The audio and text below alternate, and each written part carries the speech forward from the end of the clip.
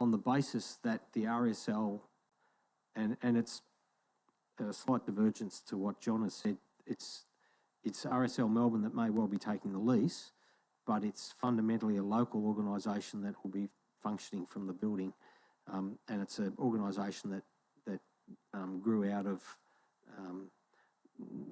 some elements of our local RSL and the Vietnam vets and a few other bits and pieces. So I have to support what they're doing and what their purpose is, but I do it with reservations and hope that this doesn't come back to haunt as the recent matter at Logic did. Thank you, Mr. Mayor. Thank you, Councillor Mildren.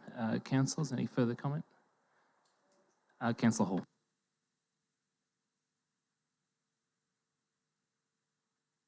I asked some questions about the whole proposal. There's no doubt that I think council and the community want to see our return service league people catered for in a building that's, I preferably think, purpose-built, but they tell us that, Wodonga RSL, not Wodonga RSL, Victoria RSL, are happy to go ahead with that choice. So it's not for me to make that decision, but I do have some concerns about it, but I will be supporting the motion tonight. Thank you, Councillor Hall. Councillor Quilty. Thank you, Mr. Mayor. I will be supporting the motion tonight too. I think it's a great cause, and I think we as local government should do everything possible to help the well-being of the veterans.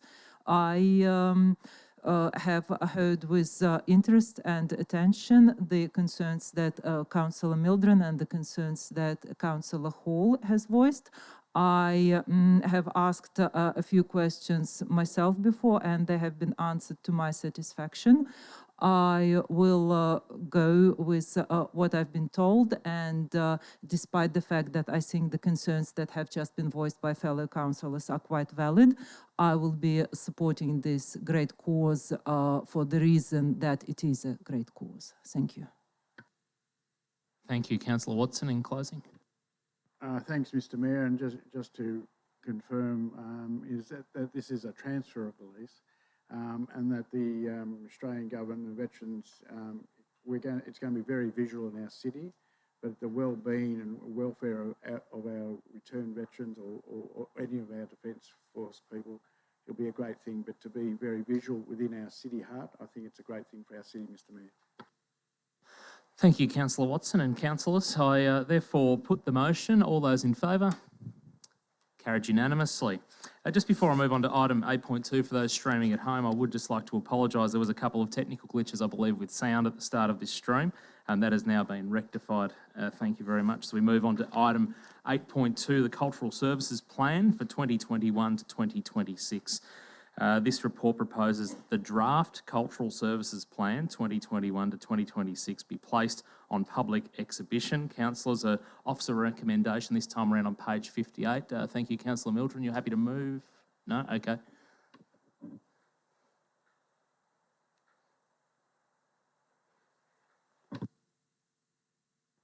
Thank you. Mr. Mayor, I move that the Cultural Services Plan consideration be deferred for budget consideration.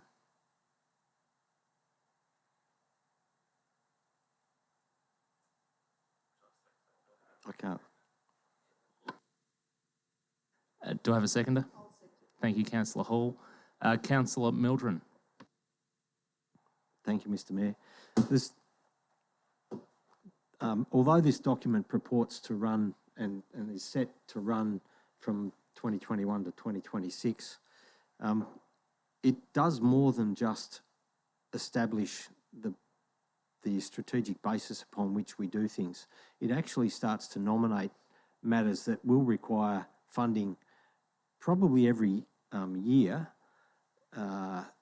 in the budget process, and I think we should be only making decisions about budgetary issues through the budget process, other than those certain decisions that might have to be made where elements of funds have been set aside through the budget process for discretionary decisions during the year. But things like this, where it's a set plan that's been essentially locked in place till 2026, I think we should be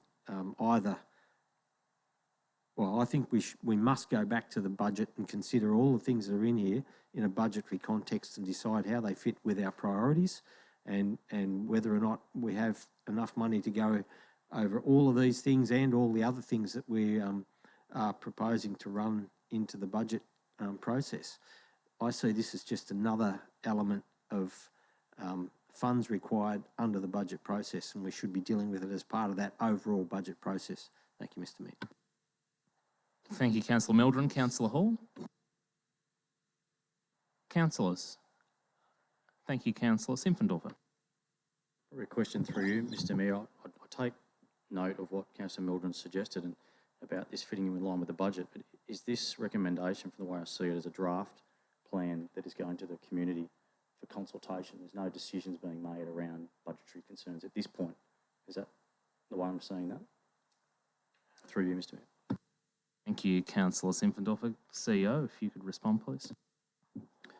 Yes, that's correct. So this is hopefully an approval of a draft to go out for community consultation. We want to give the community an opportunity to look at this plan.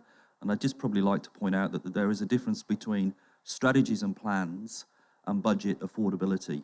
So if we were to leave every strategy and every plan of council until after the budget each year, we'd be a very dysfunctional council. So what we're trying to do is set the strategy and the plans for what we want to do, listening to our community in regards to that. And then every year, obviously, the strategy and the plan has to be subject to a budget review to see what we can afford to do within the realms of the strategy and the plan in that particular year. Thank you.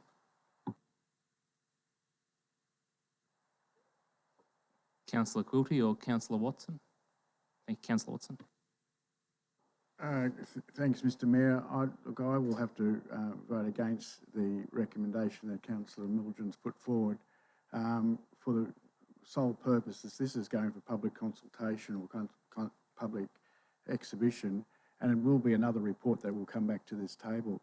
So I'm a strong believer that we need to hear from our community.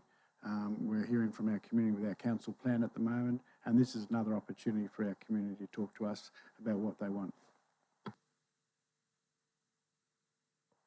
Thanks, Councillor Watson. Councillor Quilty, did you have any commentary to add? I have a question, please, with regard to what Councillor Watson has just said.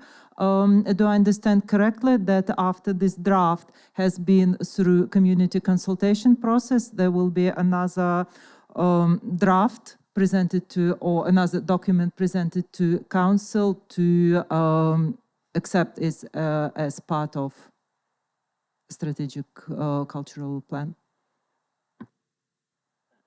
Thank you, CEO. Councillor Quilty, that's absolutely correct. So this is the draft plan. We want to go out to the community, listen to their feedback. It comes back to council after that. Thank you, CEO. Councillors, Councillor Mildren, in closing.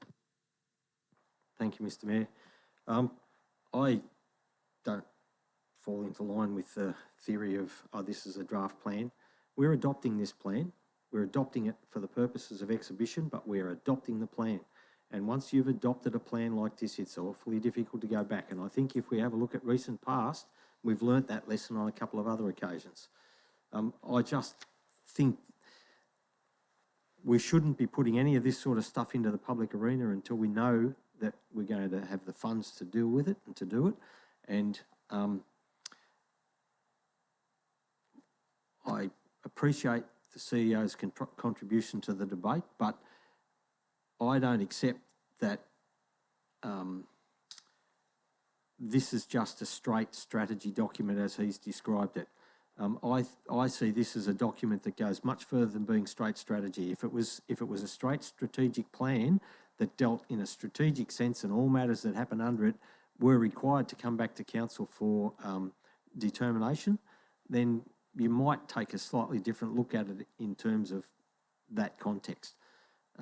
But this document's a little bit schizophrenic, if you like. It's got matters that are actual items that are proposals for events and so on that come through this process. It's not a document that is just, we will deal with things in a very strategic sense and everything comes back to council. It's not like that.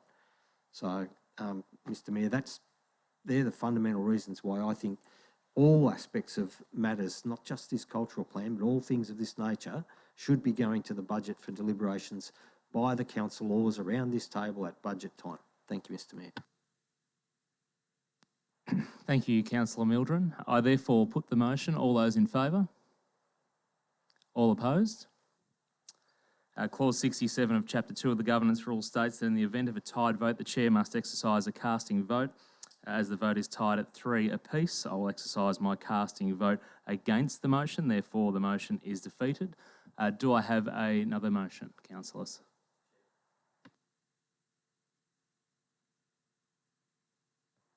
We have a division, so once again, all those in favour. Councillor Mildren, Councillor Quilty, Councillor Hall. All those against, Councillor Watson, Councillor Simpfendorfer and Councillor Polton. And then the casting vote to defeat with Councillor Polton. Another motion, please, councillors. Thank you, Councillor Watson. Mr. Mayor, I'll put what is in our meeting tonight, the recommendation before us on page 58. Do I have a seconder? Thank you, Councillor Simpfendorfer. Councillor Watson. Mr. Mayor, I think when I was speaking against the past motion, that this is going out for public consultation or public exhibition for 28 days. It is, as what Councillor Mildren said, there are some specific things within the program, within the paper, but we want to hear feedback from our community on the arts and what we're delivering in our city. And I think this is a good method to do it. Thank you, Mr. Mayor. Thank you, Councillor Watson. Councillor Simpfendorfer. Nothing further to add, councillors. Councillor Hall. Yeah, just like to add, in the document that's going out to exhibition to the community, I just note on page 84 of the strategy, under the headline Community Programming and Events, it states that the council will also work with Wodonga City to deliver upstream Festival of Art and Culture. This will be taken out with the document that goes to the community because the reason for that going out was supposed to not be in this document tonight, and the reason that it's getting taken out is because we want to have a little bit more flexibility around that space. We've come across COVID over the last 12 months. It could be budgetary, our budget figures, lining up with where we want to head. So we've, that should have been taken out, and I'm just noting that was.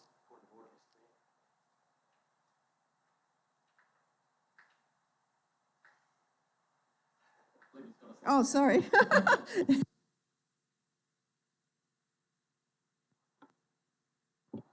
Thank you, Mr. Mayor. If we're changing the content of the document, we need to do it by resolution of council. We can't just willy-nilly go pulling things in and out of a document that we're endorsing or potentially endorsing. And I'd suggest that we should have some comment in the resolution that reflects that. Thank you, CEO. Yeah, Mr. Mayor, if I could respond, we acknowledge there is an error in the report, and we will note in the minutes that the reference to upstream will be removed before it goes out for public consultation. That's perfectly adequate and in accordance with our governance rules. And it backs up what I said earlier in the terms of the fact that anything we do within this plan will be subject to budgetary determination through the budget process. Therefore, we didn't want to commit specifically to say upstream, and it should have come out. So we'll record that as an error in the minutes, and it will go out of the document before the document goes out for community consultation. Thank you. Question for clarification, Councillor Mildred. Thank you, Mr. Mayor. Where was the decision and or who made the decision to remove this from the document?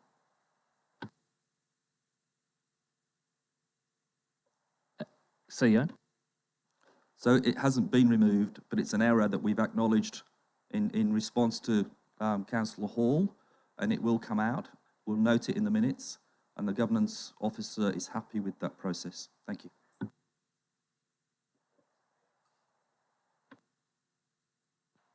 Mr Mayor, it can only be done.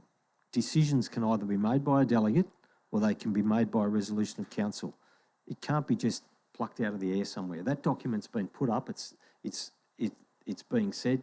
The resolution that's before, the motion before us at the moment is that document that appears in this agenda goes out.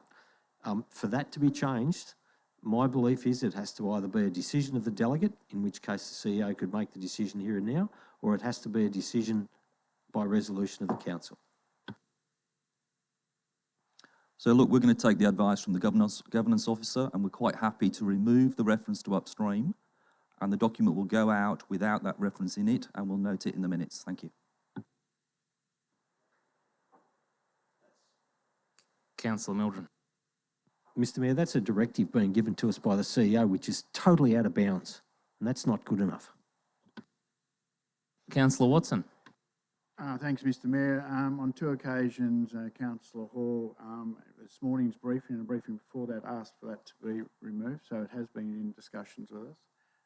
So we have been aware of it, and it was an error that wasn't picked up by the officers, and I think the CEO's comments and rebuttal to it is the correct procedure to go, Mr Mayor.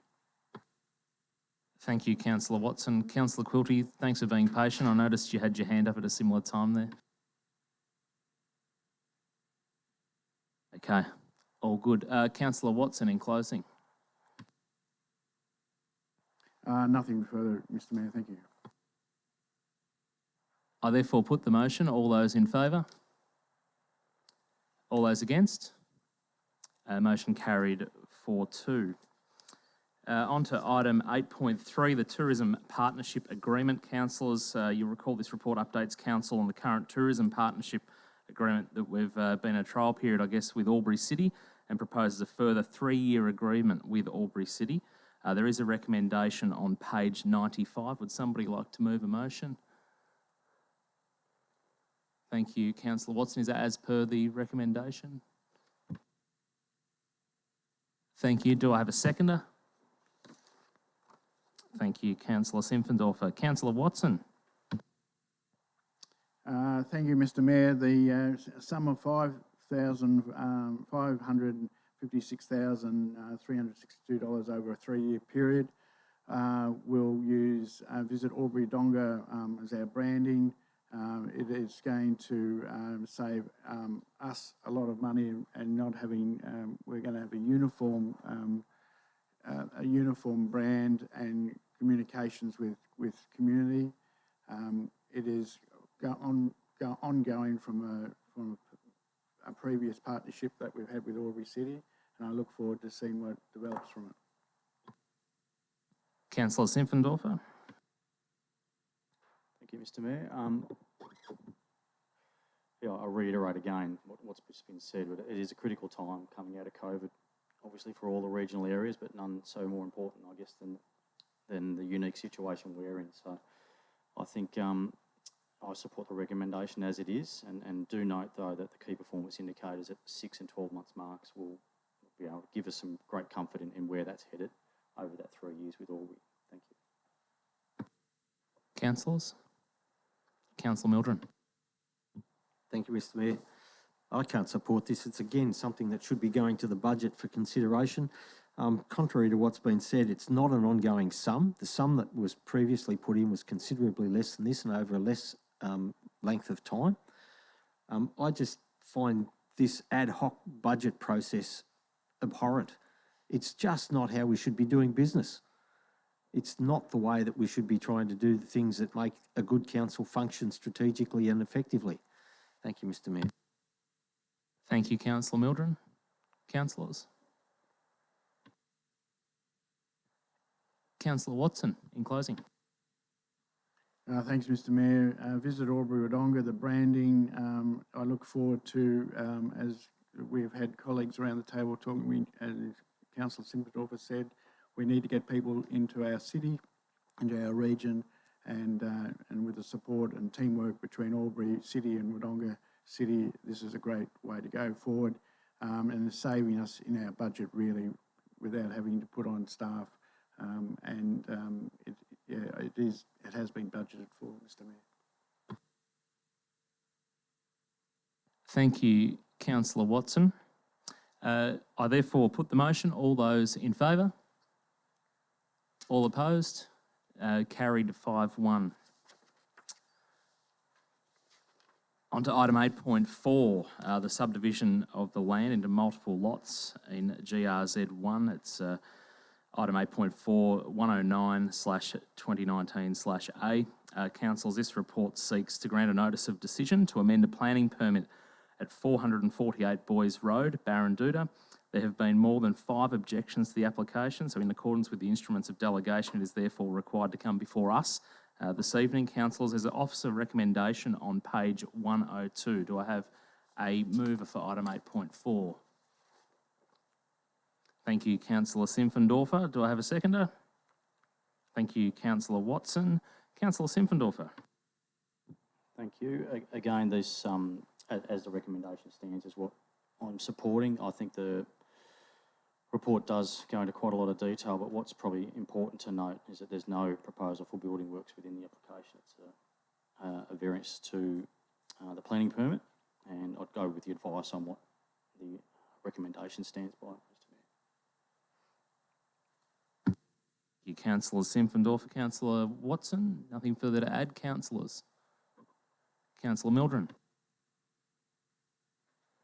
Thank you, Mr. Mayor.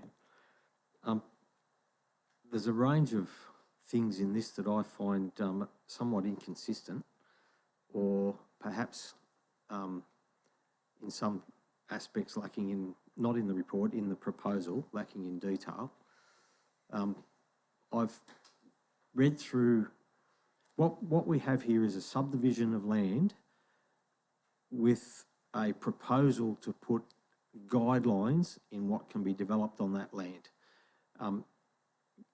I understand that the vast majority of these lots are of a size that generates the need for a planning permit for the buildings and works, but I'm somewhat concerned with the integrity, or perhaps that's the wrong word, with the ability of the design guidelines to achieve a reasonable quality outcome.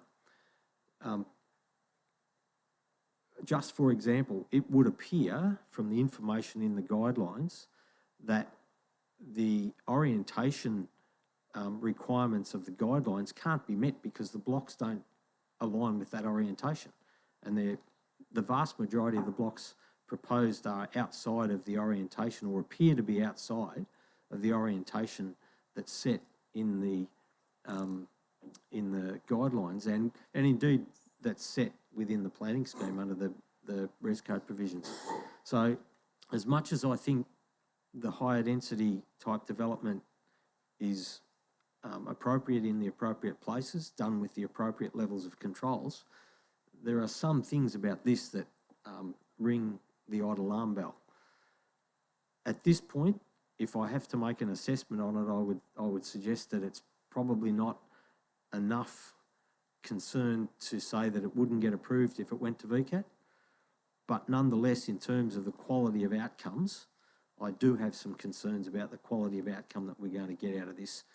Not the subdivision per se, but the buildings that are going to come after it. Because I don't think we're going to be able to meet the guidelines, and some of the things of res code will probably be left a little bit out of place because of the way it's structured. Thank you, Mr. Mayor. Thank you, Councillor Mildren. Councillor Hall or Councillor Quilty? Councillor Hall. Yeah, just quickly, I concur with what Councillor Ron Mildren's said. Though we're not making the decision about the construction of this development, but I do have concerns. I don't want it to turn into a bit of a den of a construction site, like, you know, it needs to have a quality built in that subdivision. But yeah, that's not the decision we're making tonight. So if it's done well, it could become a good development. But Thank you, Councillor Hall. Councillor Quilty, anything to add? I don't have anything new to add. When I asked the questions at the briefing, I was also reminded that what we're deciding on is a subdivision. And I understand that and appreciate that. However, I have some concerns what this as a first step could lead to in terms of the outcome, and it causes me some concern. Thank you. Councillor Watson in closing? Sorry, Councillor Zinfandorfer in closing. So after all that, nothing further. Thank you. I therefore put the motion. All those in favour? All opposed? Sorry, Councillor Quilty. We're all carried unanimously, I believe. Sorry, councillors. I'm going to see those hands again for all in favour. Thank you. Carried unanimously. Item 8.5, the climate change policy for 2021. This report is a review of the climate change policy. A reminder that is an overarching part of the Climate Change Adaptation Action Plan 2017 to 2021, which is due for review later this year. So the climate change policy, there's an officer recommendation on page 170. Councillors, do I have somebody to move a motion?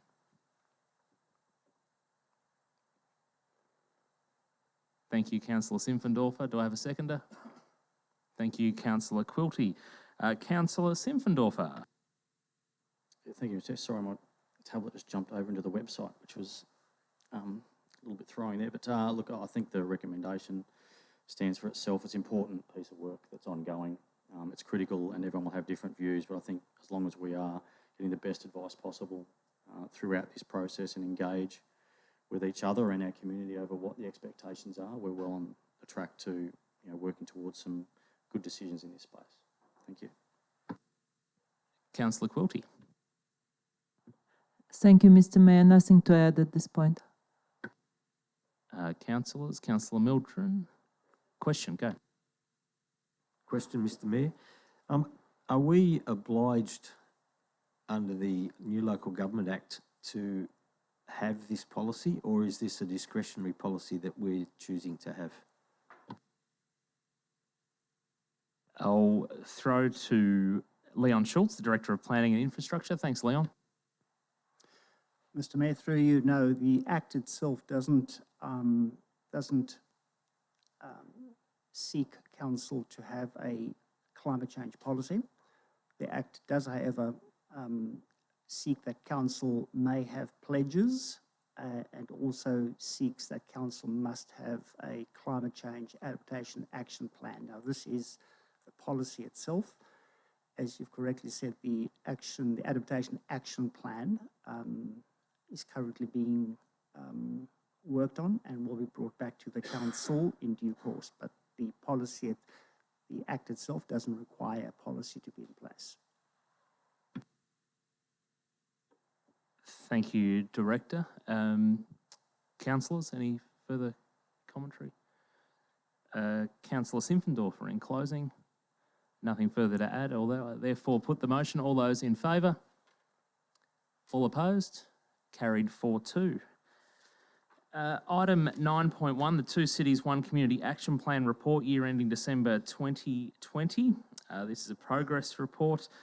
There is an officer recommendation on page 178. Do I have a mover? Thank you, Councillor Watson. Do I have a seconder? I'm guessing Councillor Zinfandorfer, you were happy to second. Does anyone wish to speak against the motion? Motion carried unanimously. Item 10, councillors, once again, please pull me up if you had any questions or commentary to add as we make our way through. 10.1, the finance report for January 2021 on page 186. The 10.2, planning report for January 2021 on page 196. 10.3, the building report for January 2021 on page 199. The competitive services report for January 2021 on 10.4, page 204. 10.5, the council plan progress report, page 207. 10.6, the record of councillor meetings on page 218. And 10.7, the decisions register on page 222. Thank you, councillors. Item 11 is the notices of motion, of which there are none. Item 12 is petitions, of which there are none. Item 13 is the common seal, of which there are none. Item 14, general business. Councillors, is there any general business amongst us this evening? No? All shakes of the head, thank you. Item 15, urgent business, of which there's none. Item 16, CEO, I know we have a question. Hand over to you. Mr Mayor, thank you. We did get a question come in from Alison Mitchell. I'll read the question to you. The question states, does City of Wodonga have any plans to adopt greenhouse gas emission reduction targets similar to Albury City and so many other local governments in Australia and globally? And if not, why not? Now, we will provide a full written response to Alison Mitchell, but what I would like to say is that our council certainly recognises the importance of doing our bit to support the impacts of climate change. And whilst not specifically setting targets, Wodonga does have the climate change adaptation action plan that we've just spoken about in the previous resolution. And that plan demonstrates a wide variety of actions being undertaken to adapt to and mitigate the impacts of climate change. To mention a few of those, in both the reducing emissions area, but also the offsetting of emissions, Council uses about 50% of our vehicles as hybrid vehicle fleet. We've installed solar PV installations to 7 of our facilities with a current total of 190 kilowatts. We are negotiating a new power purchase agreement that will deliver 100% renewable power to Council if it comes to fruition.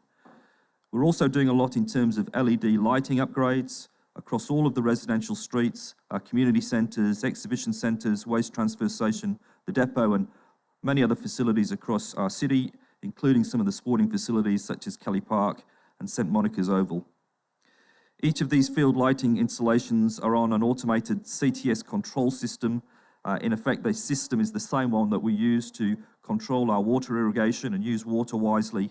And this system allows us to monitor usage and schedule the lights to only come on at a particular time and then turned off at the end of the booking, obviously reducing power usage and wastage considerably. In terms of some emissions, Council plants 3,000 to 4,000 native plants into the natural area and 2,000 amenity trees every year.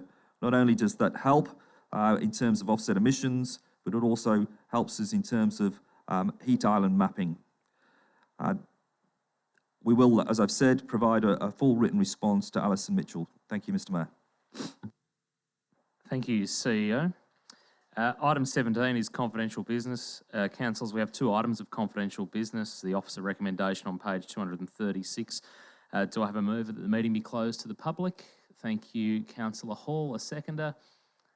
Thank you, Councillor Quilty. Does anybody wish to speak against? Carried unanimously.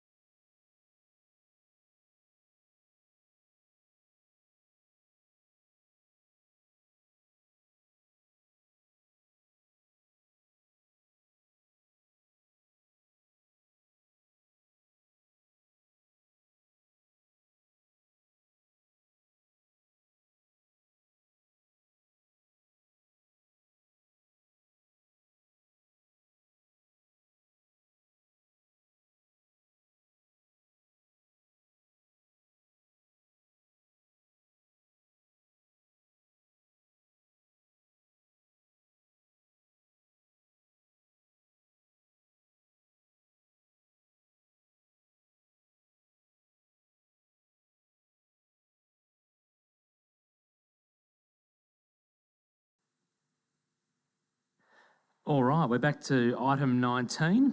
Adopt the in-camera recommendations. Councillors, there's a recommendation on page 330 of your agenda and on page 240 of the public agenda. Do I have anybody to move that we adopt the in-camera recommendations? Thank you, Councillor Mildren. A seconder. Thank you, Councillor Hall. Does anybody wish to speak against? Carried unanimously.